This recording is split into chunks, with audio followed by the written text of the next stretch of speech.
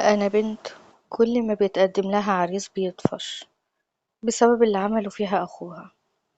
أهلا بيكم متابعين الكرام على قناتكم قصص واقعية، قصص من الواقع أبطالها رجال ونساء فتحوا لنا قلوبهم وحكوا لنا حكاياتهم، وأنا بشاركها معاكم علشان تعم العبرة والعظة. يلا بينا نبتدي قصة النهاردة. انت بتلوميني على ايه يا ماما؟ أنا ذنبي ايه في العريس اللي طفش ده واللي قبله؟ ما أنا بعمل زي ما انتي بتقوليلي وبلبس الحجاب وبقعد مؤدبة وأقول حاضر ونعم وافق بأي شروط هما بيقولولي عليها. قالت لي أمي هما بيعرفوا الحقيقة منين؟ كله من خيبتك انتي. قلت لها لأ، كله من ابنك واللي عمله فيا أخويا، هو السبب في العرسان لما بيعرفوا الحقيقة بيطفشوا، وشكلي كده هقعد جنبك من غير جواز.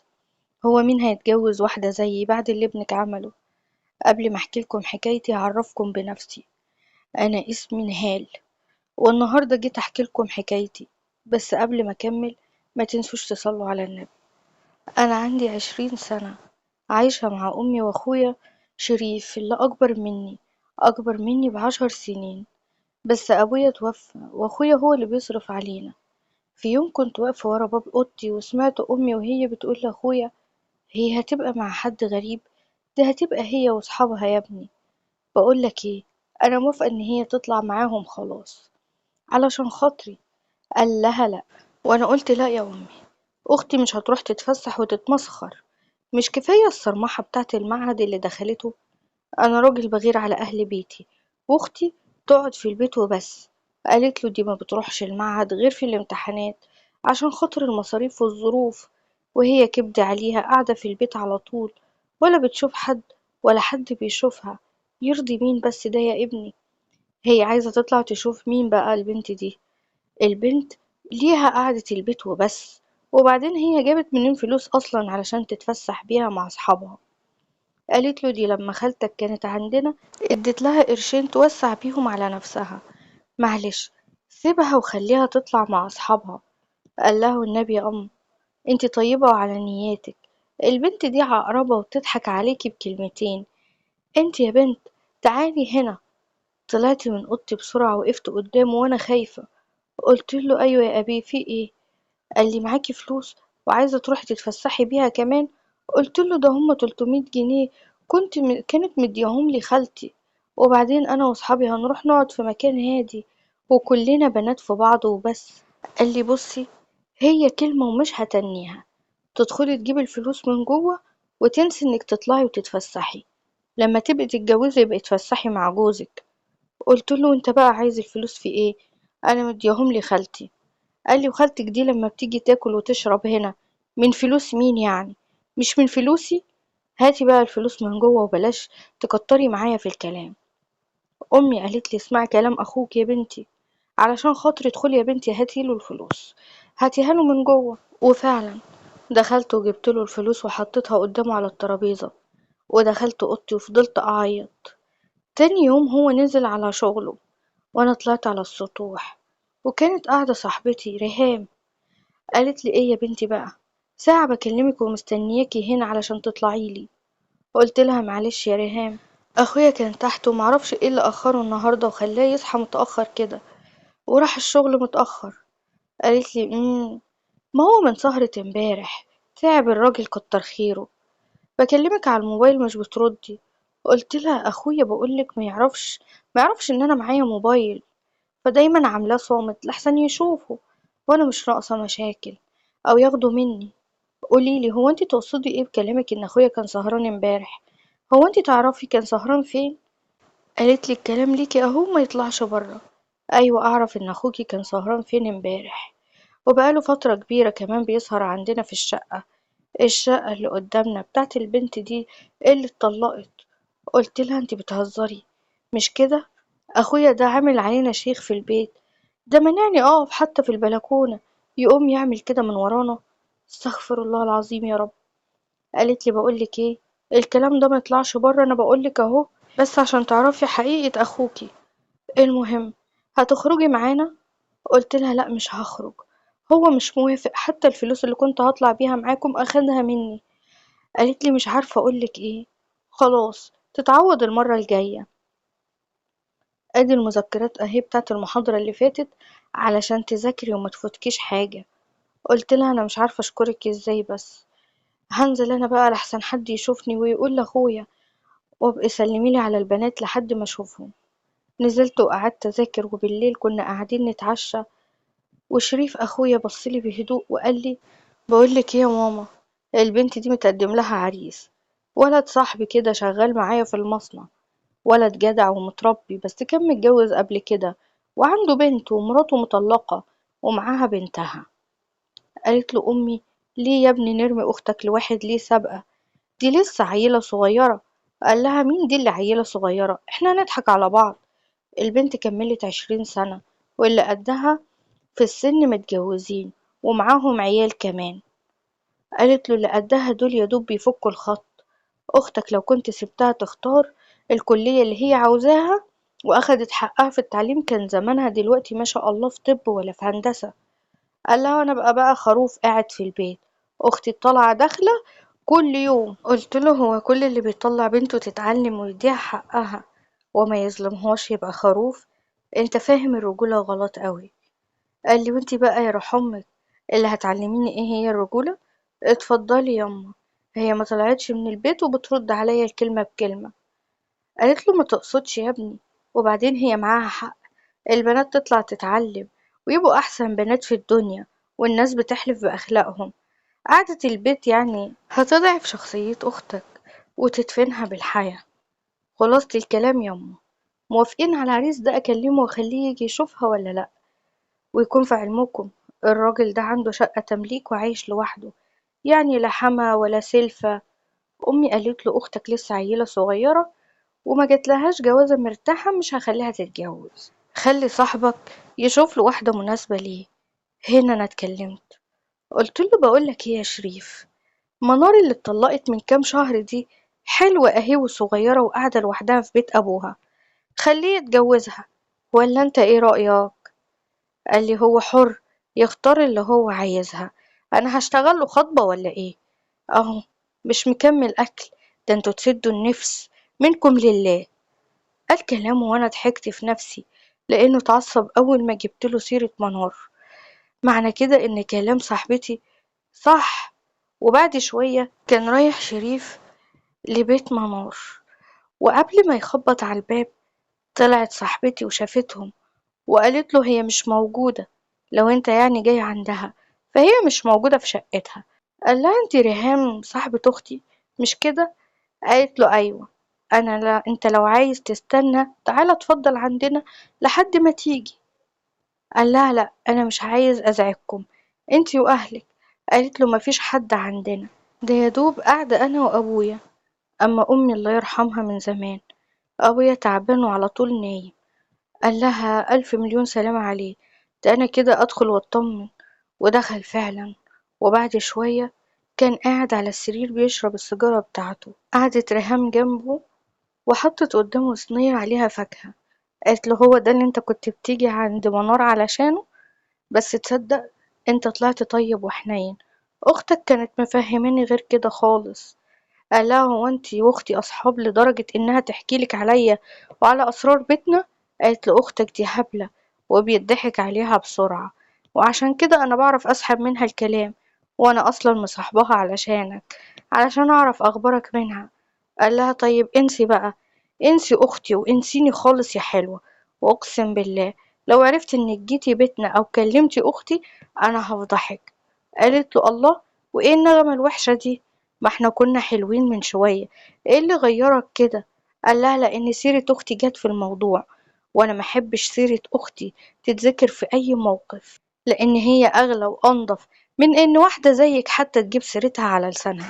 قالت له اختك دي لو شريفة والشيخة خضرة زي ما انت فاكر ما كانتش جابت التليفون من وراك وانا بكلمها عليه. قال لها انت كدابة، مستحيل ان اختي تعمل حاجة زي كده من ورايا، اختي طيبة وملهاش في اللف والدوران.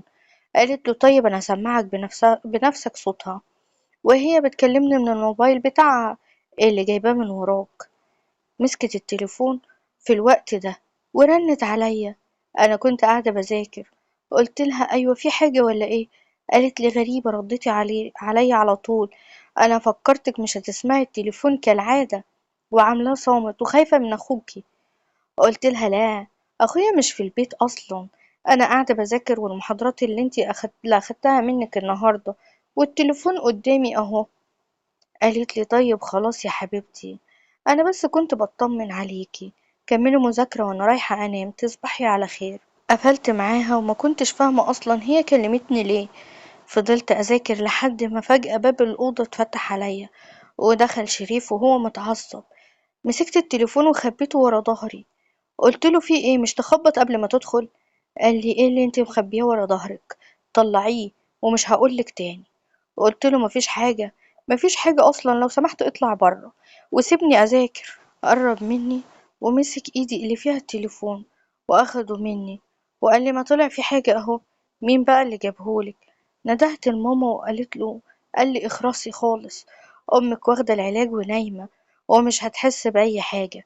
انطقي بقى، مين اللي جابلك التليفون؟ قلت له من كام شهر في زيادة بتيجي على المعاش بتاع أبويا، ماما ما قالتلكش عليها وكانت بتحوشها علشان تجيبلي بيها التليفون. قال لي وبتكلمي عليه مين بقى التليفون ده؟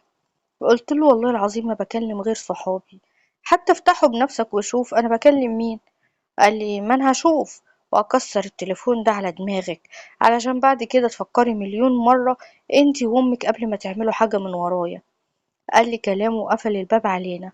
واليوم ده أخدت فيه علقة معتبرة، جسمي كله اتكسر فيه ووشي بقى كله كدمات. وبعدها بيومين كنت قاعدة في أوضتي، دخلت عند أمي، قالت لي يلا أقنعت أخوكي إنك تاكلي. قلت لها هان عليك يا ماما تسيبيني الفترة دي كلها من غير لا أكل ولا شرب. قالت لي حقك عليا يا بنتي، بس أخوكي كان حالف لو خليتك تاكلي ولا تشربي لا ينزل ويسيب البيت وما يرجعش، وانتي عارفة أنا وانتي ملناش غيره من بعد أبوكي الله يرحمه. وكمان هو قاعد لي في البيت اهو اليومين دول اعملها عند، بس خلاص اقنعته ان انتي تاكلي وتشربي. يلا بقى تعالي معايا. وعشان كنت جعانة اوي طلعت وقعدت معاهم على السفرة وهو كان قاعد بياكل. اول ما شافني قال لي يا ريت تكوني اتعلمتي الدرس علشان انا مش عايز امد ايدي عليكي تاني. قلت له اتعلمت خلاص يا شريف. امي قالت له اتعلمت يا شريف يا ابني خلاص، وبعدين اختك ملهاش حد غيرك، ده بدل ما تطبطب عليها وتحسسها انك بتحبها قال لها انا عشان بحبها وخايف عليها بعمل كده. الدنيا بره وحشة، ودي بنت صغيرة ودماغها صغيرة محتاجة تشد عليها لو غلطت علشان بعد كده تخاف تكرر الغلط تاني. انا بعمل لو ابويا كان موجود الله يرحمه وعايش كان عمله يا امي. كلي علشان تقدري تعيشي، وقريب قوي هنجوزك ونفرح بيكي. أمي قالت له عندك ليها عريس ولا ايه؟ قال لها ما العرسان كانت موجودة، انتي اللي رفضتي يا ماما، بس معلش لسه فاضل كتير وهتتجوز وأحلى عريس كمان. قلت له انت قطعت الكتب بتاعتي والمذاكرة والمحاضرات، انا عايزة اكلم صاحبتي تجيبهم لي من تاني. قال لي لا، بصي علشان الموضوع ده ما يتفتحش تاني، البنت دي تقطعي علاقتك بيها خالص، والمعهد ودراسة تاني مفيش. قالت له ليه بس يا ابني؟ خلاص دي آخر سنة تمتحن واللي فيه الخير بعد كده يقدمه ربنا. قال لها وانا قلت لا يا ماما، البنت ريهام دي مش كويسة واختي ما تصاحبش الاشكال دي. قالت له طيب بلاش صاحبتها دي بالذات، وايه دخل صاحبتها في الدراسة بتاعت اختك؟ هي عرفت الزفتة دي منين؟ مش لما دخلت الزفت المعهد ده يا ماما؟ بص يا ماما، انا بطلع وبدخل وعارف الصح من الغلط، انتوا قاعدين هنا ومش عارفين حاجة. البنت مش هتطلع تاني من البيت والكلام يتسمع، وإلا والله ما تعرفوش أنا ممكن أعمل فيكم إيه. سمعت كلامه وضيعت تعبي في المعهد وما رحتش امتحنت. وفي يوم الباب خبط وأنا قاعدة بروق في البيت، رحت فتحت وكانت ريهام. قالت لي اخصى عليكي بقى تقفلي التليفون بتاعك وكمان ما تجيش الامتحانات، كلنا قلقنا عليكي يا بنتي. قلت لها انت ايه اللي جابك هنا بس دلوقتي؟ قالت لي لو على اخوكي ما تخافيش، انا لسه شايفاه عند منار ومش هدخل يا ستي لحسن يجي فجأة، انا هطلع فوق استناكي لحد ما تيجي. قلت لها ماشي سبقيني وانا هقول لماما ان انا طالعه اقعد معاكي شويه وهقولك كل حاجه. وبعدها رحت لأمي قلت لها ريهام جت ومستنياني فوق، أنا هطلع أقعد معاها شوية. ماما قالت لي يا بنتي بلاش، ومش أخوكي قالك ما تتكلميش مع البنت دي تاني لأنها مش كويسة؟ قلت لها ابنك ده أوفر قوي، يوفر نصايحه لنفسه. أنا هطلع أقعد مع صاحبتي، ولو هو جه قوليله إن أنا بأكل الفراخ والبط اللي فوق.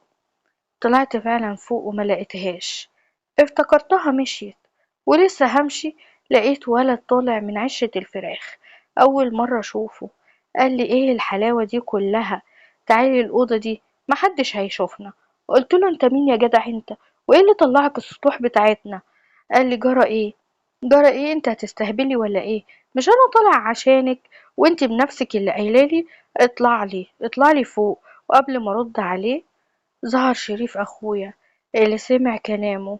وقالت لك ايه كمان، ده انت ما تعرفش انا هعمل فيك ايه. مسك الولد واتخانق معاه، بس الواد زق ونزل بسرعة يجري، واخويا وراه. وانا ساعتها نزلت اجري على شقتنا، وانا بعيط ومرعوبة من اللي ممكن يعمله فيا اخويا. قلت لامي على اللي حصل، وفعلا شريف جه من بره وقال لي مين ده يا بت اللي انت كنت طالعه تقابليه فوق السطوح، وكمان لابسه البيجامه بتاعه البيت وطالعه بشعرك؟ قلت له اهدى بس يا شريف. امي قالت له اهدى بس يا ابني، اختك والله كانت طالعه للبنت ريهام اللي منها لله وتصرف فيها احكم الحاكمين. قال لها وانت تصدقي البنت دي ضحكت عليك يا ماما، والله شكلك كبرتي وخرفتي ومخليها تضحك عليكي، وحتى لو طلعت قبل الزفته. انا قلت ايه، مش قلت اختي ما تقابلش البنت دي تاني؟ قلت له حقك عليا مش هتتكرر تاني والله. وامي قالت له مش هتعملها، مش هتعمل حاجه زي دي تاني، دي ما لحقتش تخف من العلقه اللي فاتت. قال لها انا المره دي مش همد ايدي عليها، دي ما بقتش تحس، بس انا هشيلها شعرها الحلو ده اللي هي فرحانه بيه، علشان بعد كده محدش يبص في وشها خالص ولا يجيلها على السطوح. قال كلامه ودخل الحمام، وانا جريت على الاوضه علشان اتخبى فيها، وقبل ما اقفل الباب لقيته زقه ودخل، ومعاه كانت المكنه الحلاقه.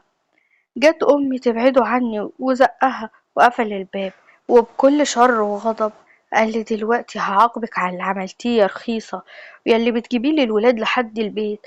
اعمل ايه اكتر من اني مقعدك في البيت ومش بخليكي تشوفي الشارع؟ اكيد بتقابليهم من ورايا مش كده؟ قلت له ما حصلش والله، انا معرفش حاجة. ابوس ايدك بلاش شعري، وانا هعمل لك كل اللي انت عاوزه بس بلاش شعري.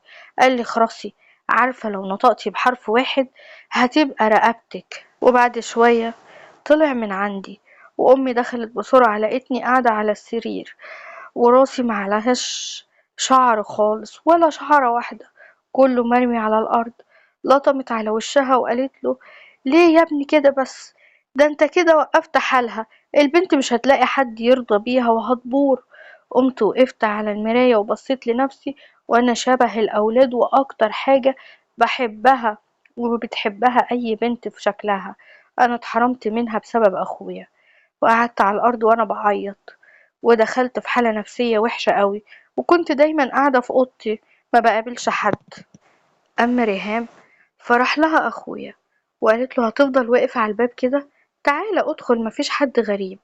أبويا قاعد جوه ونايم ومش دريان بحاجة. قال لها اخلصي، قولي ايه الموضوع اللي انت عايزاني فيه يخص اختي.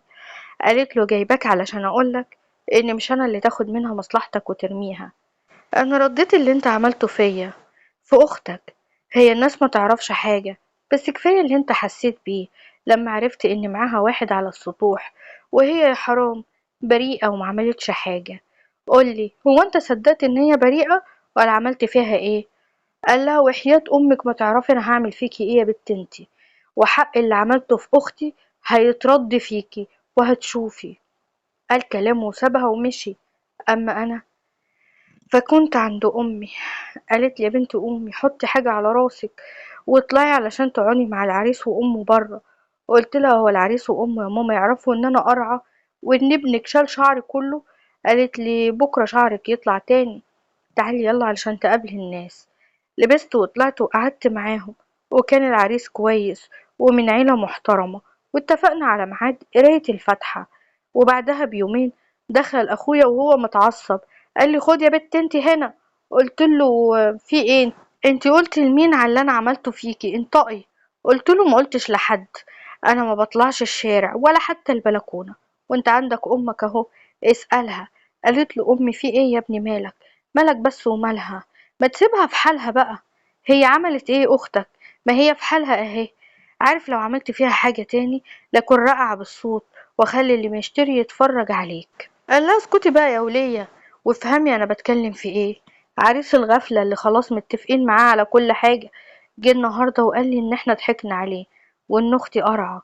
عرف منين الحوار ده؟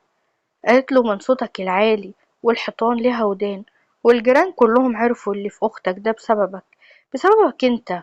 وكل اللي عنده حكاية ألفها، والناس معهاش غير إنها تمسك سيرة فلان وتفضل تقول عمل وما عملش. أهو اللي حصل بقى.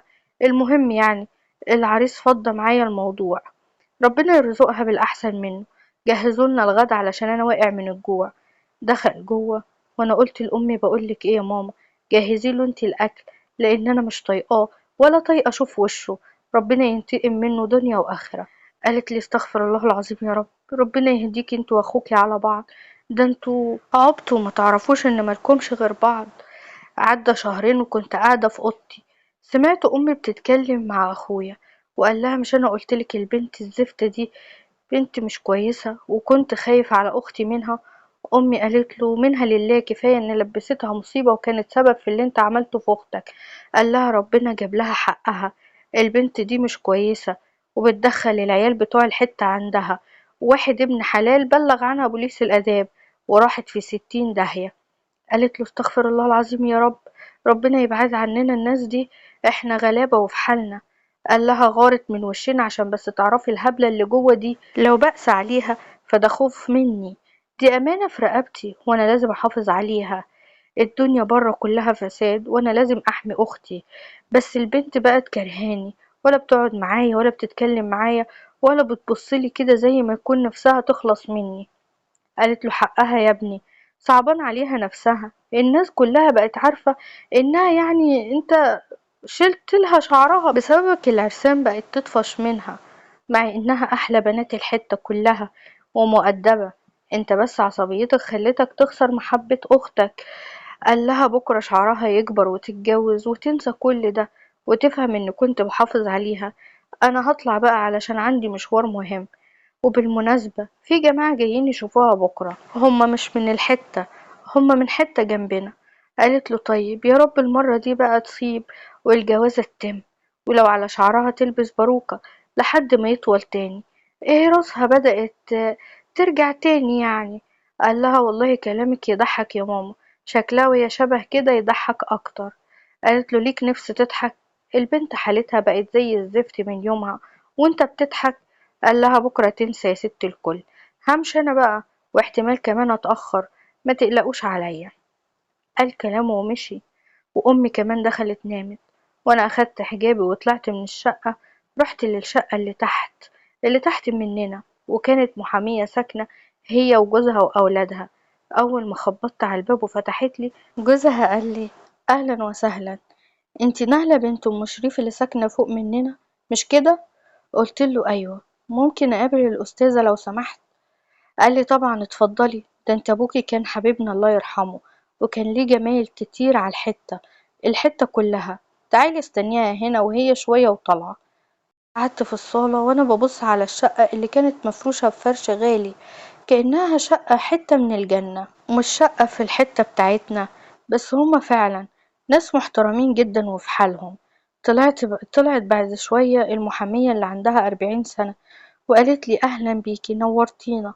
قلت لها ازي حضرتك يا أستاذة، معلش جيتلك في وقت مش مناسب ومن غير ميعاد. قالت لي ده بيتك واحنا جيران وتيجي في أي وقت، تيجي وقت ما تحبي يا حبيبتي، اتفضلي تشربي ايه؟ قلت لها ربنا يكرمك، انا كنت جاية علشان عايزة حاجة يعني مهمة، اكيد حضرتك بتسمعي عن اللي بيعمله اخويا فيا. قالت لي ايوه يا حبيبتي، انت عارفة ان احنا هنا ملناش اختلاط بحد، الوحيد اللي كنا بنتعامل معاه هو ابوك الله يرحمه، لانه كان راجل محترم ومتعلم ومثقف وكان بيخدمنا بعينيه. قلعت الطرحة قدامها ووريتها راسي اللي زي راس الطفل اللي لسه مولود يدوب بتزرع شعر، وقلعت الجاكيت اللي لابساه ووريتها جسمي اللي مليان علامات زرقاء من اللي عمله فيا أخويا. هي كانت مصدومة من اللي شافته، قالت لي مستحيل، ازاي يعني أخوك يعمل فيكي كده؟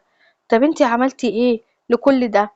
قلت لها ما عملتش أي حاجة، هو دايما شايفني وحشة ولازم أتعاقب ويمارس دور الرجولة عليا. هو بيغلط كتير، أنا عارفة عنه بلاوي، ربنا كشفه قدامي بسبب خوفي منه. ما بقدرش أتكلم ولا كلمة ولا أقوله أي حاجة. قالت لي تعرفي عنه حاجة وحشة زي ايه؟ قلت لها هو بيروح لستات هنا في الحتة، بيروح لهم بيوتهم وبيشتغل في الممنوع، مع ان شغل المصنع مكفينا. بس انا سمعته مرة بيكلم واحد صاحبه وبيقوله ان الشغل التاني اللي بيبيع فيه للشباب هو بيحوش فلوسه على جنب عشان بعد الجواز يسيب امي قاعدة لوحدها ويجيب شقة في مكان كويس ويتجوز فيها. قالت لي لا، بصي انت احكيلي كل حاجة من الاول خالص وانا هساعدك ما تقلقيش. فضلت فعلا احكي لها كل حاجة، وهي وعدتني انها تكلمني في اقرب وقت وهنلاقي حل سوا. وتاني يوم جه العريس وصممت امه انها تشوف شعري، ولما رفضنا قالت قولولي كده بقى، اللي احنا سمعناه ده حقيقي؟ والبنت قرعة. قالت لها امي انا بنتي احلى بنات الحتة، واللي حصل ده كان علشان بس هي وقعت على راسها وكنا لازم نحلق شعرها. ايه ما وقعتيش على راسك وانت صغيرة وامك حلقتلك شعرك؟ قالت لها بقولك ايه، بنتك جنب منك لما يبقى يطلع لها شعر ابقي جوزيها بلا هم. قالوا كلامهم ومشيوا. اخويا بصلي بغيظ وقال لي البنت دي بومة، بص ياما انا هنزل بقى علشان عندي شوية شغل اخلصهم. قالت له روح ربنا معاك يا ابني، وربنا يرزقك ويرزق اختك بابن الحلال ويخرس لسان الناس من عليها. بعد ما طلع اخويا امي قالت لي انا نفسي اعرف انت حالك هيتصلح امتى، انا تعبت منك، نفسي اجوزك وارتاح بدل ما انت قاعدالي كده. قلت لها انت بتلوميني على ايه يا ماما؟ انا ذنبي ايه في العريس اللي طفش ده واللي قبله؟ ما انا بعمل زي ما انت بتقوليلي، بلبس الحجاب وبقعد مؤدبة وبقول حاضر ونعم ووافق بأي شرط هما بيشرطوه عليا. قالت لي امال هما بيعرفوا الحقيقة منين كلها؟ من خيبتك. قلت لها لا، كله من ابنك ومن اللي عمله فيا، هو السبب ان العرسان لما يعرفوا الحقيقة بيطفشوا. وشكلي كده هقعد جنبك من غير جواز، هو مين اصلا هيتجوز واحدة زيي بعد اللي ابنك عمله ده؟ قالت لي سامحيه، يمكن لما سامحيه ربنا يكرمك. قلت لها عمري ما هسامحه يا ماما، بالعكس ده انا مستنية اللحظة اللي هشمت فيها فيه.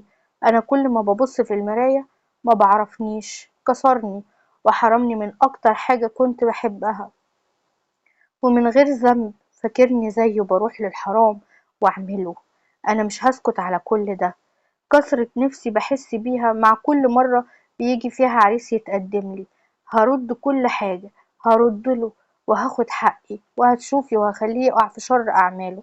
وهو بيقول عليا الأمانة اللي أبويا الله يرحمه سابها له، أنا الأمانة اللي هيتسئل عليها قدام ربنا بقى. وما صانش الأمانة دي، هو بهدلني وذلني وكسرني، والله ما تعرفيش أنا هعمل فيه إيه. قالت لي والله انتي بقى على الفاضي ولا تقدري تعملي حاجة، ما تقدريش تعملي حاجة في اخوك، اتنيلي وادخلي نامي وبلاش تقولي الكلام ده قدامه، انا مش ناقصة يمد ايده عليكي تاني. قالت لي امي كلامها ودخلت اوضتها وانا رحت اوضتي. واليوم ده كلمتني المحامية وقالت لي بقولك ايه، انا عايزاكي بعد كده لما تعرفي اخوكي رايح الشغل بتاعه قوليلي. قلت لها ها، هانت ولا لسه؟ ان انا خلاص مش قادرة اصبر وخايفة يعرف اللي انا بعمله ده. قالت لي هانت قوي وهيتمسك متلبس، وقتها هنعرف نرفع قضية كمان باللي عمله فيكي وهياخد حكم معتبر. فعلا تاني يوم شفت اخويا وهو طالع وبيتكلم في الموبايل انه رايح الشغل التاني.